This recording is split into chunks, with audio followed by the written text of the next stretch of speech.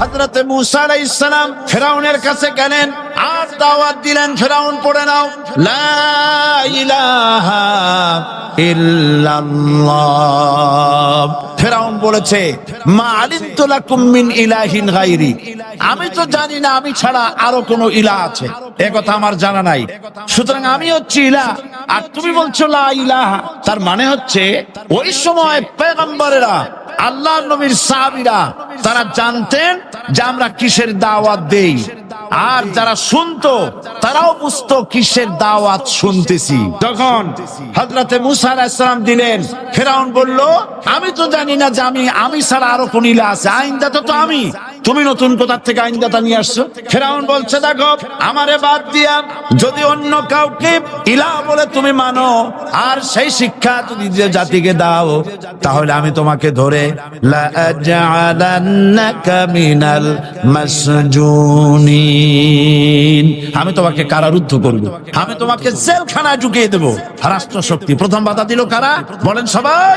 সেই বাধা কি ওখানে শেষ হয়েছে না এখনো আছে? আছে কিনা জোরে বলেন। আমি তোমাকে জেলখানায় ঢুকাবো। হযরত মুসা আলাইহিস সালাম বলেন ফিরাউন জেলের ভয় আমি করি না, আমার কি জেলের ভয় দেখায় লাভ নাই, আমি আল্লাহ পাকের পয়গম্বর।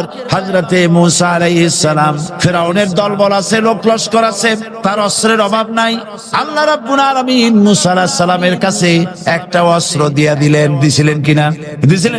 আল্লাহ পাক হযরত মুসা কে বলেছেন ওয়া মা তিলকা বিয়ামিনিকা ইয়া মুসা, মুসা রে তোমার হাতে ওটা কি? মুসা আলাইহিস সালাম বললেন এটা লাঠি। আল্লাহ পাক বললেন ফেলে দাও লাঠি, লাঠি ফালায় দিলেন। কি হয়ে গেল? হিয়া হাইয়াতুন তাসআ, লাঠি পড়ে সাপ হয়ে গেল। সাপ দেখে নবী ওলি হোক, সাহাবী হোক আর আলেম হোক, সাপ দেখলে ভয় করে না মানুষের? মুসা আলাইহিস সালাম ভয় পেয়েছে। আল্লাহ রাব্বুল আলামিন হযরত মুসাকে শোনায় দিলেন খুযহা ওয়া লা তাখাফ সানুঈদুহা সিরাতাহাল উলা, লা তাখাফ ভয় পেও না। আল্লাহ বলছেন ধরো, ভয় পেও না। ধরার সঙ্গে সঙ্গে স্বাভাবিক অবস্থায় ফিরে আসবে, আবার লাঠি হয়ে যাবে।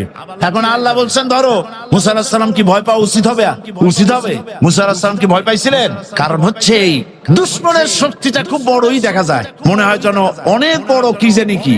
আল্লাহ পাক বলছেন ইন্না কাইদাশ শায়তানে কানা দাঈফা, শয়তানের চক্রান্ত যতই তুমি মনে করো অনেক ষড়যন্ত্রের জাল বিস্তার হয়ে আছে, আল্লাহ কয় কিছুই না, দাঈফা অত্যন্ত দুর্বল। আল্লাহ পাক বললেন ধরো, মুসা আলাইহিস সালাম সাপ ধরলেন, সঙ্গে সঙ্গে লাঠি হয়ে গেল। ফিরাউন বরদাস্ত করলো না, রাষ্ট্রশক্তির পক্ষ থেকে আক্রমণ শুরু হলো। অপরাধ কি? মুসা আলাইহিস সালামের অপরাধ কি? কি অপরাধ? মাশাআল্লাহ বুঝতে পেরেছেন। অপরাধ হচ্ছে তিনি বলেছেন লা ইলাহা, জোরে বলেন লা ইলাহা ইল্লাল্লাহ। এই কালেমাকে আজ আমরা ভিক্ষার বুলি বানাইছি। এটা হলো সার্বভৌমত্বের বুলি, এটা হচ্ছে আল্লাহ পাকের সার্বভৌমত্বের কথা। এই কালেমার জাত এর আঘাত পয়গম্বররা মেরেছেন। হযরত মুসা আলাইহিস সালাম যখন বলেছেন লা ইলাহা ইল্লাল্লাহ, এই ধাক্কা ফিরাউন বরদাস্ত করতে পারে নাই। দরিয়ায় নীলের ভিতরে আল্লাহ পাক ডুবাই শেষ করে দিয়েছেন, দেন নাই? হযরত মুসা আলাইহিস সালাম তার উম্মতেরা দরিয়ার পাশে বসে দ্বীনি কথাবার্তা বলতেছেন। এমন সময় ফিরাউন তার শত্রু হচ্ছে মুসা আলাইহিস সালাম। শত্রু কেন? মুসা কি ফিরাউনের পাকা ধানে মই দিয়েছে নাকি? বলেন আপনারা। তার হালের গরু পিটায় মারছে নাকি? অপরাধ হলো তিনি আল্লাহর জমিনে আল্লাহর আইন প্রতিষ্ঠার কথা বলেছেন। এই শুধুমাত্র এই অপরাধে ফিরাউন তার দলবল নিয়ে তিন দিক থেকে আক্রমণ করেছে। মুসা আলাইহিস সালামের উম্মতেরা ভয় পেয়ে গেছেন। তারা বলছেন ইন্না লামুদরাকুন, আমরা পাকড়াও হয়ে গেছি। তিন দিকে সারাশি আক্রমণ, তিন দিকে শত্রু, একদিকে দরিয়া, পালাবার রাস্তা আছে? হযরত মুসা আলাইহিস সালাম ভয় পেয়ে গেলেন, সারেন্ডার করলেন না। হযরত মুসা আলাইহিস সালাম বললেন, কাল্লা, কখনো নয়, ভয় পাওয়ার কোনো কারণ নাই। রব্বি সায়াহদিন, অবশ্যই আমার রব আমার জন্য রাস্তা করে দিবেন, ভয় পাইও না, আমার রব রাস্তা করে দিবেন। আল্লাহ রাব্বুল আলামিন হযরত মুসা আলাইহিস সালামকে অর্ডার করলেন, হাতের লাঠি দিয়া দরিয়ার উপরে আঘাত করো। হযরত মুসা আলাইহিস সালাম দরিয়ার উপর আঘাত করলেন। রাস্তা ছিল দরকার একটার, এক বাড়িতে আল্লাহর হুকুমে লাঠি দিয়ে একটি আঘাত করার সঙ্গে সঙ্গে হযরত মুসার তার সঙ্গী সাথী দরিয়া পার হওয়ার জন্য দরিয়ার মধ্য দিয়ে আল্লাহ 12টা রাস্তা পয়দা করে দিলেন। সে আল্লাহ আছে না নাই? এত আসতে বলেন কেন? ভয় পাওয়ার কারণ আছে। রাষ্ট্র শক্তি বাধা দিয়েছে সমস্ত নবীদেরকে। কেন? নবীদের চরিত্র খারাপ? জোরে বলেন, নবীদের চরিত্র খারাপ? নবীদের চাইতে মাসুম, বেগুনাহ, উন্নত চরিত্রের মানুষ আল্লাহর আকাশের নিচে জমিনের উপরে আর হয় না। নেতা হচ্ছেন সেই ব্যক্তি যিনি বলেছেন, ও আমার স্ত্রীরা, ও আমার সাহাবীরা, রাতের আধারে আমার মধ্যে যা আচরণ দেখতে পাও, দিনের আলোতে আমার মধ্যে যা দেখতে পাও, সবগুলি খুলে খুলে মানুষের কাছে বলে দাও। তার নাম বিশ্বনবী মুহাম্মদ রাসূলুল্লাহ সাল্লাল্লাহু আলাইহি ওয়াসাল্লাম। ইসলামের মূল দাওয়াতটা হলো ফিতরাত অনুযায়ী দাওয়াত দেওয়া হয়েছে। মানুষ যেন মাথা নত করে, গোলামি করে। এজন্য আল্লাহ রাব্বুল আলামিন বলেছেন যে আমি মানুষ এবং জিনকে সৃষ্টি করেছি, তার কারণটাই হলো মা খালাকতুল জিন্না ওয়াল ইনসা ইল্লা লিয়াবুদুন। মানুষ আর জিন জাতিকে সৃষ্টি করা হয়েছে ইবাদতের জন্য, গোলামির জন্য। ইবাদত আর গোলামি এটাই করতে হবে, গোলামি করতে হবে, দাসত্ব করতে হবে। আর এই দাসত্ব, আল্লাহর আনুগত্যই গোলামির দাওয়াত দিয়েছেন দুনিয়ার সব নবীরা। কোন নবী বলেন নাই যে আমার গোলামি করো। কেউ বলেছেন? বলেন জোরে, কেউ বলেছেন? আল্লাহ পাক বলেন, ওয়ালাকাদ বা'আসনা ফি কুল্লি উম্মাতির রাসূলা আন ইবুদুল্লাহা ওয়াজতানিবুত তাগুত। প্রত্যেক জাতির জন্য আমি রাসূল প্রেরণ করেছি, তারা মানুষকে দাওয়াত দিয়েছেন এই কথা বলে যে এক আল্লাহর গোলামি করো, তিনি ছাড়া কোনো ইলাহ নাই, আইনদাতা নাই, বিধানদাতা নাই। তার গোলামি, তার সামনে মাথা নত করে দাও। নামাজ হচ্ছে তাওহীদের অবশ্যম্ভাবী এক বহির্প্রকাশ। তাওহীদের জন্য তাওহীদবাদী মানুষ যারা, তাদেরকে নামাজ আদায় করতেই হবে। আকীদা, বিশ্বাসের দিক থেকে তাওহীদ যদি হয় পুরা দ্বীনের মূল উৎস, তাহলে আমলের দিক থেকে নামাজ হচ্ছে পুরা দ্বীনের মূল ভিত্তি। নামাজ হচ্ছে আমলের মূল ভিত্তি। এর বাস্তবায়ন ছাড়া দ্বীন পূর্ণ হয় না। নামাজ মুমিনের কেবলমাত্র একটি উত্তম আমলই নয়, বরং নামাজ হচ্ছে ঈমানের মূল ভিত্তি। যার কাছে নামাজ নাই তার কাছে কিছুই নেই। রাসূল কারীম সাল্লাল্লাহু আলাইহি ওয়াসাল্লাম বলেছেন যে নামাজ যে ব্যক্তি পড়ে না, আল্লাহ পাকের সাথে তার কোনো সম্পর্ক বাকি থাকে না। সুতরাং এই নামাজটা হচ্ছে এই যে একমাত্র একাগ্র চিত্তে আদবের সাথে আল্লাহর সামনে রুজু হয়ে যাওয়া। কোরআনে কারীম বলছে, মুনিবিনা ইলাইহি ওয়াত্তাকুহু ওয়া আকিমুস সালাতা ওয়া লা তাকুনু মিনাল মুশরিকিন। তোমরা আল্লাহর দিকে রুজু হয়ে যাও এবং তাকে ভয় করে অন্যায় কাজ থেকে বিরত থাকো, আর নামাজ কায়েম করো। মুশরিকদের অন্তর্ভুক্ত হয়ে যেও না। নামাজ কায়েম করা, নামাজের আদেশ কোরআনে কারীমের মধ্যে আল্লাহ পাক বহু জায়গায় করেছেন। ঈমানের পর নামাজই হচ্ছে সবচেয়ে বড় জরুরি। একজন মানুষ ঈমান আনলো, যেমন কালকে একজন ঈমান এনেছে, ঈমান আনার সাথে সাথে তার প্রথম কাজ কি বলুন? বলেন প্রথম কাজ কি? ফজরের নামাজের আগে একজন ইসলাম কবুল করলেন, তার প্রথম দায়িত্ব নামাজকে আদায় করে দেওয়া, ফজরের নামাজ পড়া। জোহরের আগে কেউ ঈমান আনলো, তার প্রথম দায়িত্ব জোহরের নামাজ আদায় করা। আসরের নামাজের আগে ঈমান এনেছে, তার প্রথম দায়িত্ব হলো আসরের নামাজ আদায় করা। তার মানে হলো ঈমান আনার পর একজন ঈমানদারের প্রথম দায়িত্ব হচ্ছে নামাজ। গুরুত্বপূর্ণ বিষয়, খুব ভালো করে শুনতে হবে, ইয়াদ রাখতে হবে প্রত্যেকটি মুসলমানের। এই নামাজ কি জিনিস, কেমনে আদায় করতে হবে, আদায় না করলে কি হবে, গুরুত্বপূর্ণ এই কথাগুলি প্রত্যেকের স্মরণ রাখতে হবে। কিয়ামতের দিন মানুষ যে জাহান্নামে যাবে, জাহান্নামের জন্য, জাহান্নামে যে সব কারণে যাবে তার মধ্যে বড় কারণ কালকে বলেছিলাম, দেখি মনে আছে নাকি? বড় কারণ কয়টা? কয়টা? আলহামদুলিল্লাহ মনে আছে, মনে আছে। আল্লাহ রাব্বুল আলামিন বলেন, ইয়াতাসাআলুনা আনিল মুজরিমিন, কিয়ামতের দিন অপরাধীদেরকে জিজ্ঞেস করা হবে, মা সালাকাকুম ফি সাকার, জাহান্নামে কেন আসছো? জবাবে তারা বলবে, ক্বালু লাম নাকু মিনাল মুসাল্লিনা ওয়া লাম নাকু নুতঈমুল মিসকিন, নামাজ পড়ি নাই আর এতিম মিসকিনদের খেতে দেই নাই, এই কারণেই জাহান্নামে এসেছি। কল নাউযুবিল্লাহ। নামাজ যারা পড়বে না জাহান্নামে যেতে হবে। কোথায় যেতে হবে? আকীদাগত দিক থেকে ঈমান হলো তাওহীদের স্বীকৃতি, আর আমলের দিক থেকে নামাজ হচ্ছে তাওহীদের বহিঃপ্রকাশ। আপনি মুসলমান তা প্রমাণ হবে নামাজ দিয়ে। নামাজহীন ঈমানের দাবি মূল্যহীন। যার নামাজ নাই তার ঈমানের দাবি করার কোনো মূল্যই নেই।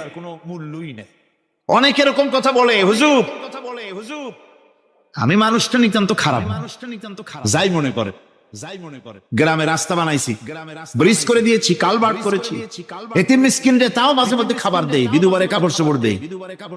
মানুষটা আমি নিতান্ত খারাপ না, তবে এই মাঝে মধ্যে একটু নামাজ পড়ি না, তাতে কি আমার ঈমান নষ্ট হয়েছে? আমি বলি ভাই ঈমানই তো নাই, নষ্ট হবে কি? ঈমান থাকলে না নষ্ট হবে? ঈমান নাই। সুতরাং একজন মুসলমান যদি নামাজ না পড়ে নিজেকে মুসলমান বলে দাবি করার কোন হক তার নাই, দাবি করার অধিকার নাই। নামাজ হচ্ছে জিন্দেগি, নামাজটাই মূলত জিন্দেগি। নামাজটা কি? জিন্দেগি। আল্লাহ রাব্বুল আলামিন শেখাচ্ছেন, কুল ইন্না সালাতি ওয়া নুসুকি ওয়া মাহইয়ায়া ওয়া মামাতি লিল্লাহি রাব্বিল আলামিন। মুহাব্বতের সাথে সবাই পড়েন, কুল ইন্না সালাতি ওয়া নুসুকি ওয়া মাহইয়ায়া ওয়া মামাতি লিল্লাহি রাব্বিল আলামিন। বলো আমার নামাজ, বলো আমার নামাজ, আমার কোরবানি, আমার হায়াত, আমার মত সবকিছুই আল্লাহ রাব্বুল আলামিনের জন্য নিবেদিত। আমার বেঁচে থাকা, আমার মরে যাওয়া সব আল্লাহর জন্য। সে আল্লাহ রাব্বুল আলামিন, তার জন্য সবকিছু নিবেদিত করতে হবে। আল্লাহ পাকের গোলাম আমাদের বানিয়েছেন, আল্লাহ আমাদের গোলামি করা লাগবে। আর গোলামির নমুনা যাকাত দিয়া, হজ দিয়া, দাম দিয়া, সদকা দিয়া, কোন জিনিস দিয়ে নামাজের মতো গোলামির উৎকৃষ্ট প্রমাণ বা নমুনা আর কিছুতে নাই। আমি যে গোলাম তার উৎকৃষ্ট প্রমাণ হচ্ছে নামাজ। নামাজেই একটা মানুষ গোলামির অনুভূতিতে তাকে নিয়ে যায়। বাদশাহ হোক, মন্ত্রী হোক, পীর হোক, মওলানা হোক, মুহাদ্দিস হোক, বড় লোক হোক, গরিব হোক, পুরুষ হোক, নারী হোক, যাই হোক, নামাজে দাঁড়াইলো, একেবারে কান্ডারে ধরিয়া কানের কাছে হাত দিয়া, হাত দুটো বাঁধিয়া মাথা নিচের দিকে দিয়ে দাঁড়ায় গেল। কিসের মতো? আসামির মতো, গোলামের মতো। সুবহানাল্লাহ। এদিক ওদিক তাকাইতে পারবা না, চোখটা থাকবে সেজদা যেখানে দিবা সেখানে। তাকানো নিষেধ, সেজদার দিকে তাকাও। এরপরে যখন রুকুতে গেলেন, গোলামের নমুনা হয়ে গেল। গোলামের এরকম মাথা নিচু করে থাকতে হয় প্রভুর সামনে। গেলেন রাজা, বাদশাহ, বড় লোক, সব অহংকার চূর্ণ হয়ে গেল। নাক আর কপাল দিয়া আমার মাবুদের দরবারে মাথাটা লাগাই দিলাম জমিনের উপরে। সুবহানাল্লাহ। আমি আমার ভাষায় বলি, আমি আমার ভাষায় কথাটা এভাবে বলি, এই জমিনটা যদি কাগজ হয় আর আমার নাকটার কপালটা যদি কলম হয়, তাহলে আমি যে গোলাম দৈনিক 5 বার আমার নাক আর কপাল দিয়া জমিন নামক কাগজের উপরে, দাস খতের উপরে দৈনিক 5 বার নাক আর কপাল দিয়া সই করে দেই, আল্লাহ আমি তোমার গোলাম আর কারো গোলাম নই, আমি একমাত্র তোমার গোলাম।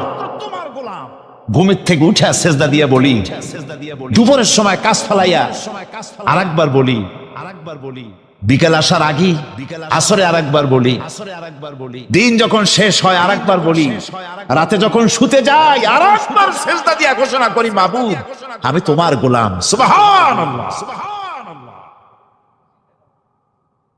নামাজ হচ্ছে ইসলামের গণ্ডির মধ্যে প্রবেশের প্রমাণ। কোরআনে কারীম বলছে, ফাইন তাবু ওয়া আকামুস সালাতা ওয়া আতাউজ যাকাতা ফাইখওয়ানুকুম ফিদ্দীন। সূরা তওবা এসেছে। তারা যদি তওবা করে আর নামাজ কায়েম করে, যাকাত যদি আদায় করে, তাহলে এখন তোমাদের সে দ্বীনি ভাই, এখন ভাই হয়ে গেল। একটু আগে ছিল কাফের মুশরিক, এখন তোমার দ্বীনি ভাই। দ্বীনের গণ্ডির মধ্যে প্রবেশ করা, কলেমা পড়ার সাথে সাথেই নামাজ হচ্ছে দ্বীনের প্রধান গেট, দ্বীনের প্রধান তোরণ। দ্বীনের মধ্যে প্রবেশ করার জন্য এই গেট দিয়ে প্রবেশ করতে হবে। সুতরাং এই নামাজের এতই গুরুত্ব দেওয়া হয়েছে। ইসলাম যদি ক্ষমতায় আসে, আল্লাহ যেন এনে দেন, জোরে কোন আমিন। ইসলাম যদি ক্ষমতায় এসে যায়, রব্বুল আলামিন তাফসীরে মাহফিল কোরআন সামনে নিয়ে আশা করে তোমার দরবারে দোয়া করি, এই বিশাল জনসমুদ্রের দোয়া কবুল করো মাবুদ গো, এই বাংলাদেশকে ইসলামের দেশ বানাইয়া দাও। দেশটা যদি ইসলামের হয়ে যায়, আইন যদি আল্লাহর হয়, শাসন যদি সৎ লোকেরা করে, রব্বুল আলামিন কোরআন শরীফে বলেন, তাহলে তারা 4টা কাজ করবে। আল্লাযীনা মাক্কান্নাহুম ফিল আরদ আকামুস সালাতা ওয়া আতাউজ যাকাত ওয়া আমারু বিল মা'রুফি ওয়া নাহাউ আনিল মুনকার। মুমিনেরা ক্ষমতা এসে প্রথম যে কাজটা করবে, প্রথমে ক্ষমতা এসেই নামাজ বাধ্যতামূলক করবে। প্রথম কি? ওয়াজ নসিহতে অনুরোধ করা হবে না, বাবাজিরা আল্লাহর রাস্তায় নামাজটা পড়ে না। রেডিও এবং টেলিভিশনের মাধ্যমে রাষ্ট্রপ্রধান অর্ডার করে দিবেন, আজ থেকে বাংলাদেশের 12 কোটি তাওহীদি জনতা, নারী পুরুষ যারা আকেল বালিগ, সকলের জন্য নামাজ বাধ্যতামূলক, নামাজ পড়তেই হবে। এটা অর্ডার। বেলা যখন 1টা বেজে যাবে, বেলা যখন 1টা বাজবে, সমস্ত মসজিদে আজান শুরু হয়ে যাবে। আজানের সাথে সাথে অফিস, আদালত, কল কারখানা, ক্ষেত খামার, শিক্ষাঙ্গন সব ডেডলক হয়ে যাবে। আধা ঘন্টার জন্য বন্ধ হয়ে যাবে। যারা মুসলমান অফিসে, কলেজে, ইউনিভার্সিটিতে, সর্বত্র তারা নামাজের জন্য প্রস্তুতি নেবেন। আধা ঘন্টার ভিতরে নামাজ আর খানা সেরে আবার কলেজ চলবে, বিশ্ববিদ্যালয় চলবে, কল চলবে, কারখানা চলবে, ক্যান্টনমেন্ট চলবে, সেক্রেটারিয়েট চলবে, সব আপন গতিতে চলতে থাকবে। আল্লাহর রহমত, বরকত আকাশ থেকে নাজিল হয়ে যাবে। আর এই অর্ডার যে দেওয়া হবে, নামাজ পড়বেন, সেখানে থানায় যখন আজান হবে, থানায় আজান হয়ে গেছে, থানার স্টাফ পুলিশ যারা আছে জামাতে খাড়া হয়ে যাবে, ইমামতি করবেন ওসি সাহেব। এসপির অফিসে এসপি সাহেব ইমামতি করবেন, ডিসি সাহেব তার অফিসে ইমামতি করবেন, মন্ত্রী সেক্রেটারিয়েটে ইমামতি করবেন, প্রেসিডেন্ট বঙ্গভবনে ইমামতি করবেন, বিশ্ববিদ্যালয়ের ভাইস চ্যান্সেলরের ইমামতিতে সে জায়গার মুসলমান ছাত্র ছাত্রী, শিক্ষক শিক্ষয়িত্রী এক জামাতে নামাজ আদায় করবে। এই যদি হয় চিত্র দেশের, অপরাধ থাকবে? থানায় ওসি সাহেব নিজেই যদি জামাতের ইমামতি করেন, এইভাবে নামাজ আদায় করেন পুলিশদের নিয়ে জামাতে, ঘুষ আর খাবে তারা? এসপি সাহেবের অফিসে, ডিসি সাহেবের অফিসে মন্ত্রীরা যদি এভাবে নামাজ কায়েম করে, তাহলে কি অন্যায় অপরাধ কিছু থাকবে সমাজে? থাকবে না। সুতরাং নামাজ বাধ্যতামূলক করে দেওয়া হয়। নামাজ বাধ্যতামূলক, সকলকে নামাজ পড়তে হবে। নামাজ হচ্ছে অপকর্মের প্রতিবন্ধক। নামাজ পড়লে অন্যায় কাজ থেকে বাঁচার পর, অন্যায় থেকে বাঁচায় কিসে? নামাজ। আল্লাহ রাব্বুল আলামিন বলেন, উতলু মা উহিয়া ইলাইকা মিনাল কিতাবি ওয়া আকিমিস সালাম ইন্নাস সালাতা তানহা আনিল ফাহশাই ওয়াল মুনকার। হে নবী, এই কিতাব তেলাওয়াত করো যা তোমার প্রতি অবতীর্ণ করা হয়েছে, এই কিতাব তেলাওয়াত করো আর নামাজকে প্রতিষ্ঠা করো। নিঃসন্দেহে নামাজ মানুষকে পাপাচার থেকে বাঁচায়া দেয়। অশ্লীলতা, পাপাচার থেকে মানুষকে বাঁচায় কে? জোরে চিল্লা এখন কে? নামাজ। এই নামাজ মানুষকে অন্যায় কাজ থেকে বাঁচায় দেয়। নামাজ যে মানুষকে অন্যায় কাজ থেকে বাঁচায়, কেমনে বাঁচায়? আমরা যে নামাজ পড়ি, এই নামাজে তো আমাদেরকে অন্যায় কাজ থেকে বাঁচাইতে পারে না। নামাজি বহুত মানুষ আছে অন্যায় করে, করে কিনা কর? না করে না? করে। নামাজি অথচ অন্যায় করে।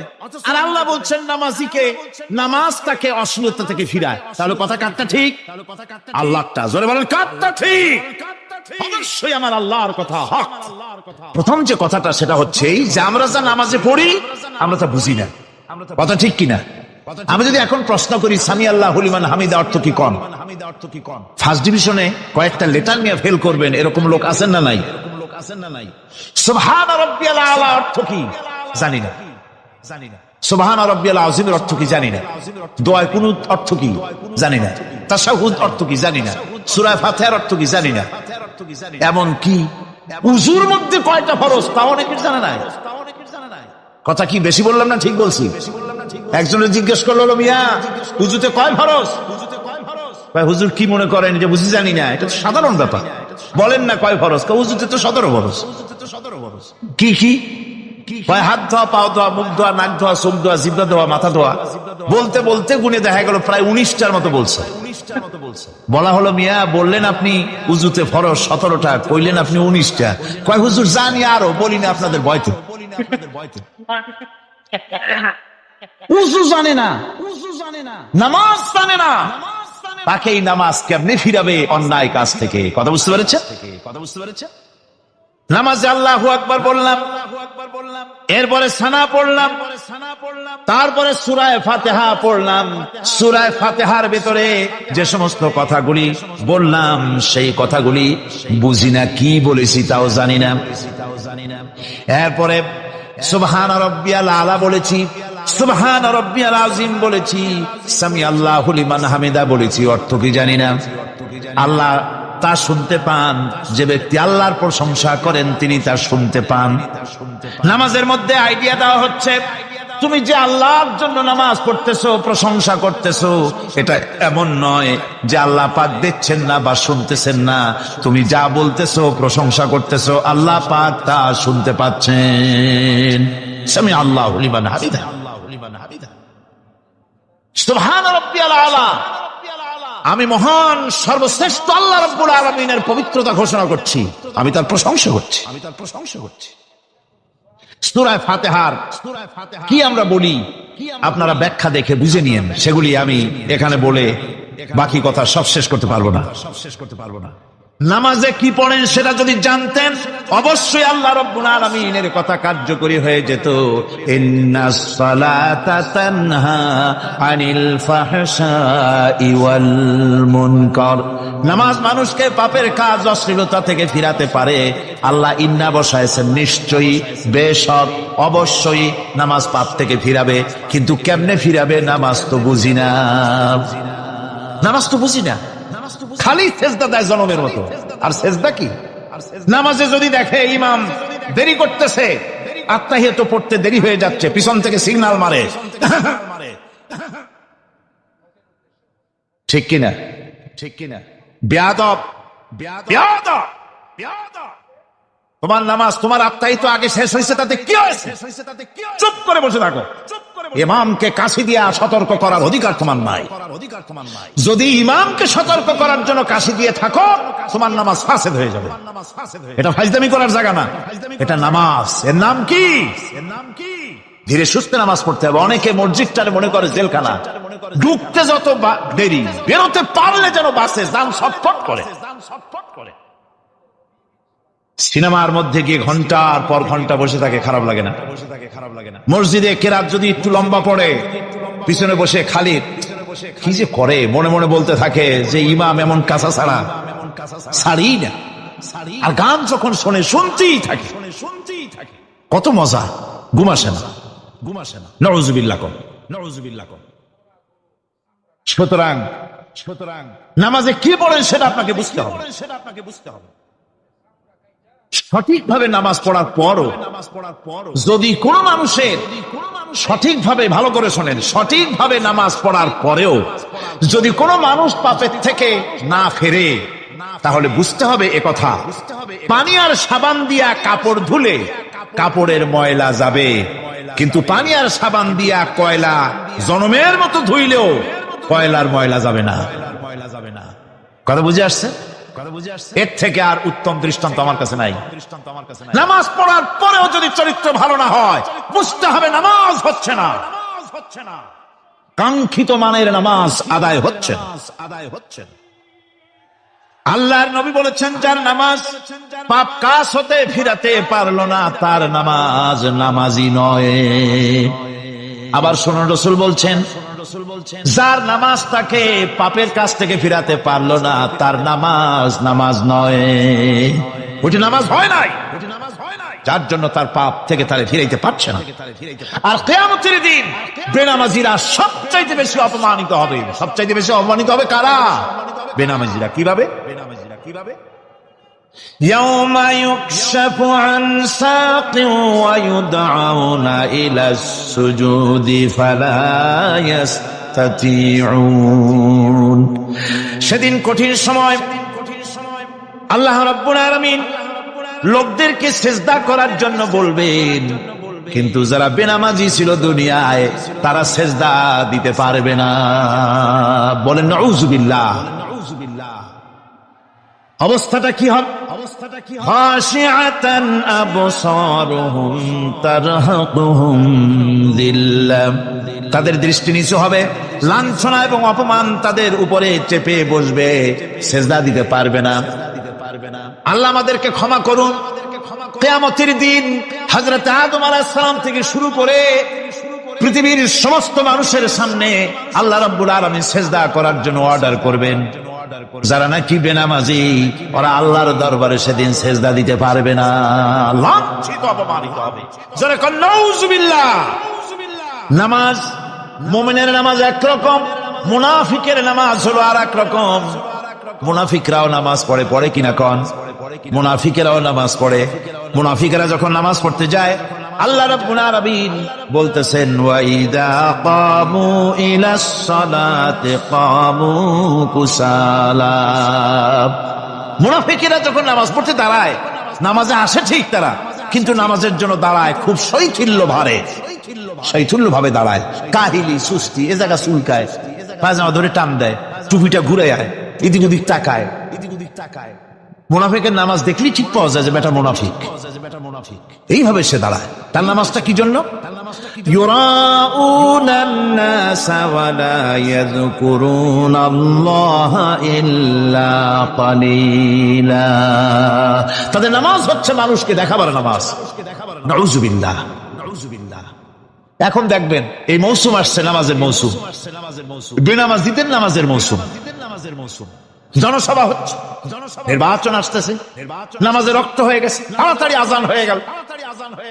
টুপি না থাকলে রুমাল একটা মাথায় দিল, উজু আছে কি না আছে, আল্লাহু আকবার, যা আছে কপালে হয়ে যাক।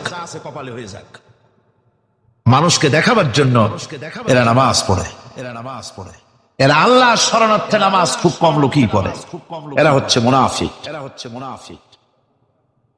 দুনিয়া এবং আখিরাতে কল্যাণের জন্য একমাত্র মাধ্যম হচ্ছে নামাজ। দুনিয়াও যদি কল্যাণ চাই, আখিরাতেও যদি কল্যাণ চাই, তাহলে এর জন্য কি করতে হবে? আমার কথা নয়, আল্লাহ রাব্বুল আলামিনের কথা শুনুন। রব্বুল আলামিন বলেন, ক্বাদ আফলাহাল মুমিনুন আল্লাযীনা হুম ফি সালাতিহিম খাশিউন ওয়াল্লাযীনা হুম লিয-যাকাতি ফাঈলুন ওয়াল্লাযীনা হুম লিফুরুজিহিম হাফিজুন। নিশ্চিতভাবে সেই সব মুমিন কল্যাণ লাভ করবে, নিশ্চিতভাবে।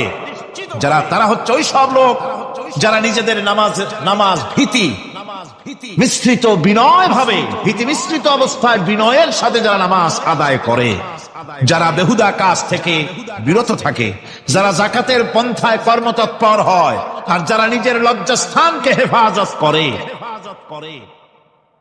এরপরে আল্লাহ পাক বলেন, ওয়াল্লাযীনা হুম লিআমানাতিহিম ওয়া আহদিহিম রাউন ওয়াল্লাযীনা আলা সালাওয়াতিহিম ইউহাফিজুন ওয়াল্লাযীনা আলা সালাতিহিম হাফিজুন। আর যারা তাদের আমানতকে পূর্ণ করে, আমানত এবং তাদের ওয়াদা চুক্তি পূর্ণ করে, এবং যারা নিজেদের নামাজ সমূহকে পূর্ণভাবে হক আদায় করে নামাজ পড়ে, নামাজের যারা হেফাজত করে, এরা কারা? এরা হচ্ছে উলাইকা হুমুল ওয়ারিসুন আল্লাযীনা ইয়ারিসুনাল ফিরদাউসা হুম ফিহা খালিদুন। এরা হচ্ছে সেই সব লোক, এরা উত্তরাধিকার হচ্ছে জান্নাতের উত্তরাধিকার, জান্নাতুল ফিরদাউসে আল্লাহ রাব্বুল আলামিন এই গুণ বিশিষ্ট লোকদের জন্য জায়গা করে দিবেন। জোরে কোন সুবহানাল্লাহ। নামাজকে পড়তে বলা হয়নি, কোরআন শরীফে বলা হয়েছে নামাজ কায়েম করো। কি বলা হয়েছে কন্ত দেখি? নামাজ কায়েম করো, নামাজ পড়ো। এই কথা কিন্তু কোরআন শরীফে কোন জায়গায় আছে নাকি? এখন কায়েম করা কারে বলে? একটা গুরুত্বপূর্ণ আরেকটি বিষয়, নামাজ কায়েম করতে বলা হয়েছে। কায়েম কি? কায়েমটা হচ্ছে দৃষ্টান্ত স্বরূপ বলা যায় যে জিনিসটা সমাজে প্রতিষ্ঠিত আছে ওইটারে বলে কায়েম হওয়া, আর যেটা প্রতিষ্ঠিত নাই ওটা কায়েম নাই। কায়েম মানে হলো প্রতিষ্ঠিত থাকা। যেমন আমাদের দেশে, আমাদের সমাজে নারী পুরুষ শিশু বৃদ্ধ সকলেই কাপড় পরা, শাড়ি পরা, লুঙ্গি পরা, এই কাপড় পরাটা কায়েম আছে, প্রতিষ্ঠিত আছে না নাই? যার কারণে কাপড় পরা সমাজে কায়েম আছে বলে উলঙ্গ মানুষ সমাজে খুঁজে পাওয়া যায় না, পাগল ছাড়া, ঠিক কিনা? একটা বাচ্চাকেও যদি উলঙ্গ হতে বলেন এখানে, 5 বছর 6 বছরের একটা বাচ্চাকেও, সে কিন্তু রাজি হবে না, ঠিক কিনা? যেহেতু কাপড় পরা সমাজে প্রতিষ্ঠিত আছে, সেহেতু উলঙ্গ মানুষ পাওয়া যায় না, কাপড় পরাটাই এখানে প্রতিষ্ঠিত। সুতরাং এখন অবস্থাটা এই হয়েছে, কাপড় পরা প্রতিষ্ঠিত আছে বলে কোন উলঙ্গ মানুষ এসে যদি এই মঞ্চে দাঁড়ায় আর বলে আমাকে একটু বক্তৃতা করতে দেন, আপনারা কি করবেন? মঞ্চে তো উঠতেই দিবেন না। উলঙ্গ মানুষ যদি কোনো চাকরি নিতে যায় ইন্টারভিউতে, তাকে লাইনে দাঁড়াইতে দেবে না। এমনকি উলঙ্গ হয়ে যদি বাড়িতে প্রবেশ করে, তার বউ দূর দূর করে তাড়ায় দেবে, ঠিক কিনা? যেহেতু সমাজের ভিতরে কাপড় প্রতিষ্ঠিত আছে, সেই জন্য এই উলঙ্গ মানুষ পাওয়া যায় না। অনুরূপ ভাবে নামাজ যদি প্রতিষ্ঠিত হতো সমাজের ভিতরে তাহলে বেনামাজি খুঁজে পাওয়া যেত না। চাকরি করতে গেলে সেখানে নামাজ মানদণ্ড হয়ে যেত। নামাজ পড়ে কিনা তা দেখে নেওয়া হতো। বেনামাজি লোক পাওয়াই যেত না যদি প্রতিষ্ঠিত থাকতো। প্রথম প্রশ্নই হতো তুমি নামাজ পড়ো কিনা। ইলেকশনে যদি একজন উলঙ্গ মানুষ এসে দাঁড়ায়, ভাইরা এবার আমার বোতল মার্কা বাক্স, উলঙ্গ মানুষ এসে ভোটে দাঁড়াইছে, আপনারা ভোট দিবেন? ওই যে কাপড় প্রতিষ্ঠিত আছে বলে, লুঙ্গি প্রতিষ্ঠিত সমাজে আছে বলে উলঙ্গ মানুষকে আপনি ভোট দিবেন না। নামাজ যদি প্রতিষ্ঠিত থাকতো সমাজে, বেনামাজি মানুষ যদি এসে মঞ্চে দাঁড়ায়া যতই বলতো আমি ক্ষমতায় গেলে এই করব সেই করব, নামাজ প্রতিষ্ঠিত থাকলে পরে বেনামাজিরে কেউ ভোট দিত না। নামাজ যদি প্রতিষ্ঠিত থাকতো তাহলে অফিসের অফিসার তো দূরের কথা, বেনামাজি অফিসের ঝাড়ুদারের চাকরিও তার কিসমতে জুটত না যদি নামাজ প্রতিষ্ঠিত থাকতো। এর নাম হলো নামাজ কায়েম হওয়া। নামাজ কায়েম থাকলে এই অবস্থার সৃষ্টি হতো। এই জন্য আল্লাহ পাক বলেছেন নামাজকে কায়েম করতে হবে। নামাজ হবে সব ভালো কাজের মানদণ্ড। সমস্ত ভালো কাজের মানদণ্ড কি? নামাজ। নামাজ আমাদেরকে বড় রকমের শিক্ষা দেয়। কি শিক্ষা দেয়? নামাজ আমাদের শিখায় ঐক্য আর ভ্রাতৃত্ব, ভ্রাতৃত্বের আর ঐক্যের শিক্ষা দেয়। এক নেতার আনুগত্য করা শিখায়। আমার বন্ধুগণ, এই নামাজের জামাতি আল্লাহর নবী জীবনের শেষ নামাজ জামাতে আদায় করেছেন। জীবনের শেষ নামাজটাও জামাতে আদায় করলেন। তখন তার এমন অবস্থা, এত অসুস্থ, দাঁড়াতে পারেন না, হাঁটতে পারেন না। দুইজন সাহাবীর কাঁধের উপরে ভর করে তারপরে বহু কষ্ট করে মসজিদে গিয়ে নামাজ আদায় করেছেন। খুতবা দিয়েছেন। বললেন, খুতবা দিতে গিয়ে বললেন, আজ থেকে মসজিদে নববীর চতুর্দিকের সকলের দরজা বন্ধ হয়ে যাবে, শুধু আবু বকরের দরজাটা খোলা থাকবে। আল্লাহর নবী বললেন, আল্লাহ রাব্বুল আলামিন এই পৃথিবীতে তার এক বান্দাকে জাগতিক সব সম্পদ দিতে চেয়েছিলেন, কিন্তু সে বান্দা সব জাগতিক সম্পদকে উপেক্ষা করে মাবুদের সঙ্গে দেখা করা বেশি জরুরি, বেশি পছন্দ মনে করেছেন। এতটুকুন কথা নবীজি বললেন, কেউ কিছু বুঝলো না। হযরতে আবু বকর রাদিয়াল্লাহু তাআলা আনহু হুজুরের এই কথা শুনে কাঁদতে কাঁদতে তিনি অস্থির হয়ে যাচ্ছেন। সাহাবীরা চিন্তা করলেন, হুজুর কান্না কার কথা বলেছেন, তাতে কান্নার কি আছে? বয়োবৃদ্ধ, জ্ঞান বৃদ্ধ হযরতে আবু বকর রাদিয়াল্লাহু তাআলা আনহু বুঝতে পেরেছেন এই পৃথিবীর সব সম্পদ তো আল্লাহ হুজুরকেই দিতে চেয়েছিলেন। তিনি সমস্ত সম্পদকে উপেক্ষা করে তার মাবুদের সঙ্গে দেখা করার জন্য প্রস্তুতি নিয়েছেন। তার মানে হলো আল্লাহ নবী বিদায় হয়ে যাবেন, আমরা নবী থেকে এতিম হয়ে যাব। নবীজি ঘরের মধ্যে প্রবেশ করলেন। প্রচন্ড জ্বর এলো। এই প্রচন্ড জ্বর নিয়ে তিনি শুয়ে আছেন, কখনো বেহুশ কখনো হুশ। এর মধ্যে সারাজান হয়ে গেল। সাহাবীরা বহুক্ষণ অপেক্ষা করে হযরত আবু বকরের ইমামতিতে নামাজ শুরু করলেন। হুজুরের হুশ এলো। প্রশ্ন করলেন, আয়েশা রে, এখন কোন সময়?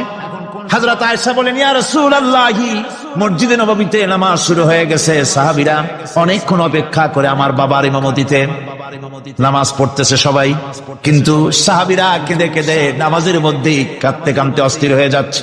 তাদের মনের ধারণা হয়েছে নবীজির পেছনে নামাজ পড়ার কিসমত থেকে তারা মাহরুম হয়ে গেল।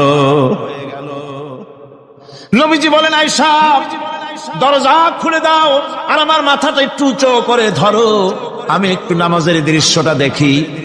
দরজা খুলে দেওয়া হলো, নবীজির মাথা উঁচু করে ধরা হলো।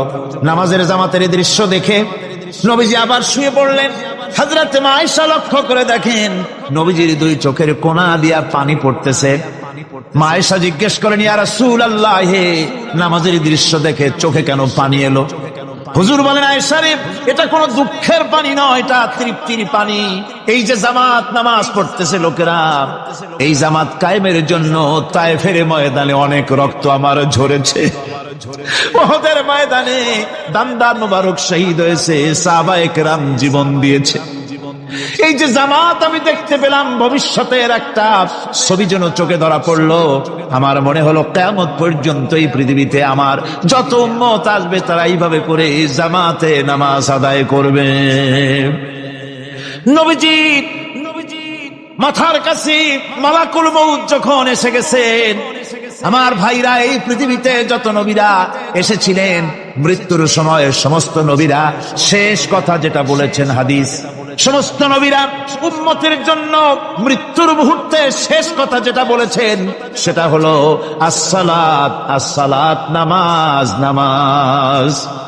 আমার নবী যখন বিদায় হয়ে যান, বিদায় মুহূর্তে মেয়ের কথা বললেন না, কলিজার টুকরা নাতির কথা বললেন না, জামাইয়ের কথা বললেন না, স্ত্রীর কথা বললেন না, মৃত্যুর সময় শেষ কথা বললেন আসসালাত, আসসালাত ওয়া মা মালাকাত আইমানুকুম, নামাজ, নামাজ, আমার উম্মতেরা নামাজ, আমার উম্মতেরা নামাজ ছেড়ে দিও না, নামাজ। যেই নবী উম্মতের জন্য এত কাঁদলেন, নামাজের জন্য এত কথা বলে গেলেন, আল্লাহ রাব্বুল আলামিন নামাজের জন্য এত নির্দেশ করলেন, নবীজি ইন্তেকালের সময় নামাজের কথা বলে দিলেন, সেই মুসলমান আজ নামাজ আদায় করে না।